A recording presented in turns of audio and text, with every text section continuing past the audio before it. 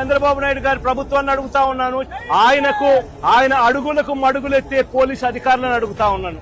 ఎందుకయ్యా ఒక రాజకీయ నాయకుడు తమ పార్టీకి సంబంధించిన వాళ్ళను కలవడం ఏమైనా నేరమా అని అడుగుతా ఉన్నాను. అలా కలవడానికి వస్తే అదేమైనా తప్ప అని అడుగుతా ఉన్నాను. ఎందుకు ఆంక్షలు పెడతా ఉన్నారు అని అడుగుతా ఉన్నాను.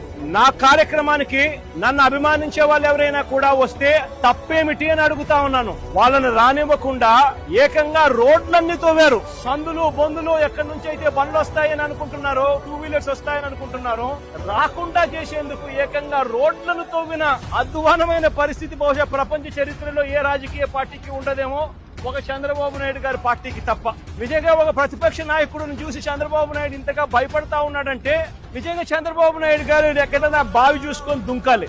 ఒక ప్రతిపక్ష నాయకుడిని చూసి, ఒక ప్రతిపక్షాన్ని చూసి ఇంతగా భయపడి ఆయన వస్తా ఉంటే అభిమానులను ఆపేదాని కోసం అని చెప్పి, ఆయన వస్తా ఉంటే ప్రజలను ఆపేందుకోసమని రోడ్లను కూడా తవ్విన చరిత్ర ఒక చంద్రబాబు నాయుడు గారికి మాత్రమే దక్కుతుంది. ఈరోజు దాదాపుగా 2000 పైసలకు పోలీసులు, లెక్కలేనంత మంది డిఎస్పీలు, డిఐజీ ఇక్కడే తిష్టేసినాడట. నాకు ఆశ్చర్యం అనిపించింది. అసలు వీళ్ళంతా కూడా నా సెక్యూరిటీ కోసం కాదు, వీళ్ళంతా జగన్ వస్తా ఉన్నాడు అని అంటే జగన్ ను చూడడానికి అభిమానులు ఎవరైనా వస్తారేమో, ఆ అభిమానులను ఆపడం కోసం ఇంతమందిని ఉపయోగిస్తా ఉన్నారు.